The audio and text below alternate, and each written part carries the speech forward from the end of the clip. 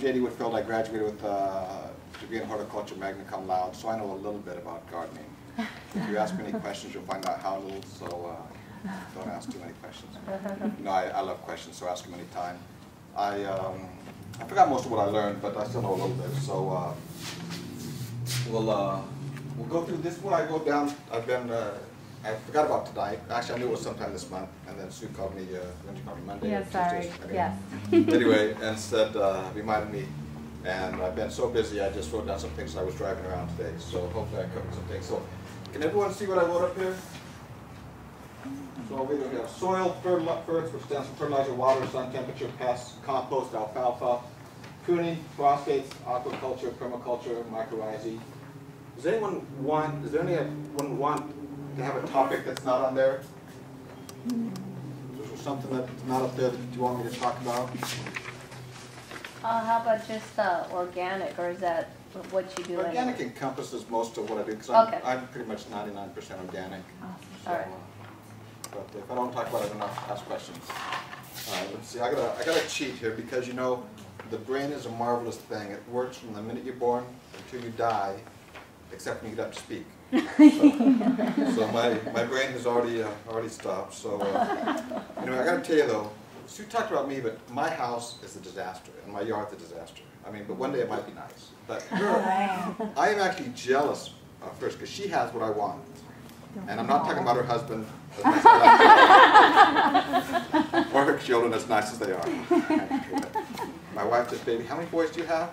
4. My wife babysits 3 boys, and I had to babysit them for a half hour tonight, and I would go insane. I would have less hair than I already have. It doesn't match.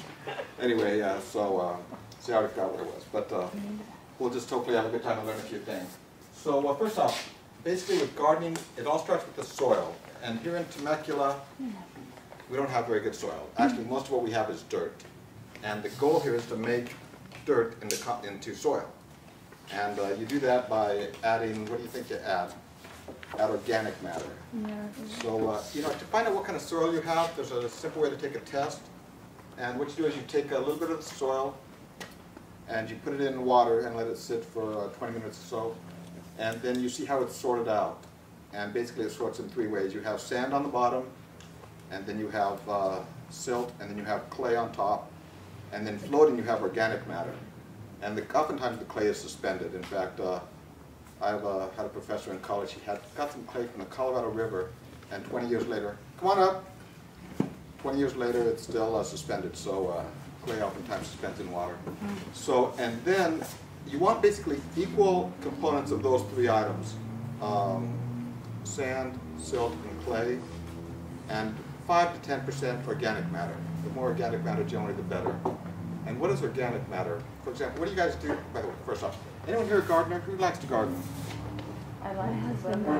Anyone a master gardener? Anyway, right. So, what do you do with your you have one of those big green trash cans at your house? What goes in it? Like lettuce, celery, leftover. See, but that is what your soil is dying for, right there. And I'm not picking on you. So, but you know, that green stuff, I actually have the neighbors, most of my neighbors have a landscape service to the yards, and I always have them put all the green in my green trash can, and it never leaves my property, because that's what the soil wants. For example, how many people mow their lawns?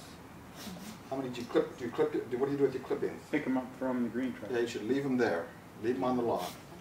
And and sometimes, you know, if you're like me, or my son mows my lawn, our lawn, and he waits about maybe 3 months, he gets around to it, you know. I'm not a very strict dad, as you can tell. But, you know, then it gets long and then you have clippings pile up. But generally you should let your clippings go back into the lawn, and some people will tell you that leads to thatch, and it does not lead to thatch. If they don't have thatch or don't know what thatch is, I meant to talk about lawns here. Well, I'm going to write lawns down, maybe we'll get to lawns here in a little bit. That's one thing I thought about. I thought about lawns today. I gotta remember I got to talk this way. I thought about lawns today. I forgot to write it down. Anyway, so we'll get to lawns. But soil's the most important thing. If you start with soil, that's then you'll have good plants. For example, everyone here have children? What would happen if you fed your children candy all day long? Would they have lots of energy? For a while. For a while, and they crash. They would be unhealthy, right?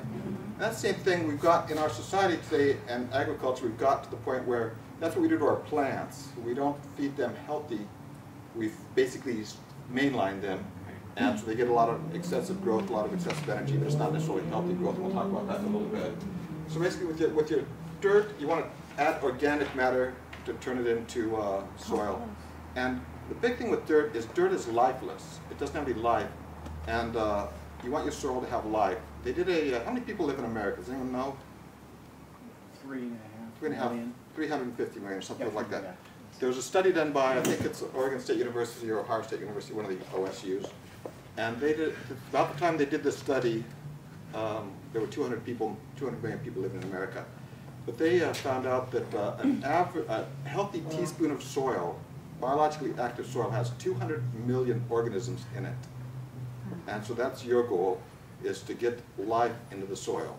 How many organisms? 200 million in a teaspoon of biologically active soil. So, you know, when you think about how many microscopes you need to get down to that point, and I don't know how they figured it out, but they did, and it's, there's a lot of life in the soil, but there's not.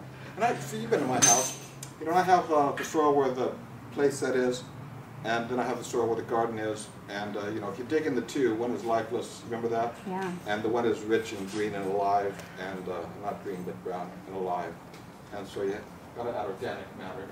And talk about the test, so alive and dead. And you know, there's some products out there you can get, and but most of this stuff is really expensive. And the best thing to do is just add your own organic matter from your yard. You know, you almost never put anything, clippings, whatever, just chop them up, let them sit there for a while, and then add them to the soil. Can I ask? Ask any, all the questions you want. I mean, we've got a compost where we throw everything in, and maybe we could spend some time on that. But I mean, my husband does most of the gardening, and it's a type of black barrel that you rotate every so often. I don't know, yeah. but It makes it easier. okay. So, yeah, I guess my question is, when do you know it's ready to get put on the soil? You know, After it's been, is there like a? yeah, when you can't tell what the source ingredients were, that's when Okay. that's when compost is finished. Okay. Okay, and most compost you buy, if you go to Walmart or Home Depot and buy compost, you can open the bag and you can tell what it's made out of. That is not finished compost. That is not good compost. It's not necessarily bad for your soil, but it's not good. Sometimes if you put down something that's woody or that's not finished, you have something called, and I'm bouncing around here, but sorry, that's the way my mind works. Not very well. No, just kidding. Anyway, you have what's called nitrogen fixation, where what happens is the microbes in the soil are trying to break down the compost, and the microbes will steal the nutrients from the plant, and so the plants will actually suffer. So if you put down, you know, if you put down bark mulch, that can actually hurt the growth of plants. You actually have to over-fertilize to compensate for that because the microbes are breaking down the bark mulch. It's not, mulch is a good thing though. I have a question about the testing. So you say you put to test your soil. Now, what if you have a larger yard? That test, is that for that whole? You know, and that, I was just thinking about this today, because I went on the side of my yard, and every Section? house has its own microclimates, you know, and so you have to figure those out. But you know, if your soil looks the same everywhere, then basically it's probably generally a good. But if it's not, you know, if you notice big differences, then you need to test individually. But for the most part, if you do one test in a common area that looks like average soil, then you're probably good. Oh, and then other thing, if you want to figure out, one thing that's very bad in soil is salt, and so you always want to test for salt too. And you test for salt by tasting the soil. I know that's kind of, everyone's going to go, ew, I don't want to taste soil, especially if you put down steer manure or something. But if you, yeah. Salt and taste it. So if it, I just was, a guy and I the other day were testing some soil, and he thought it tasted salty, and I thought it didn't. So anyway. So, in the bags that you buy at the store, are there that amount of live organisms in it, or not so much? It depends what you're buying, but not, you know, the fertilizer, a good fertilizer, which I'll tell you some brands later, I didn't bring any, but it has biology in it that's dormant.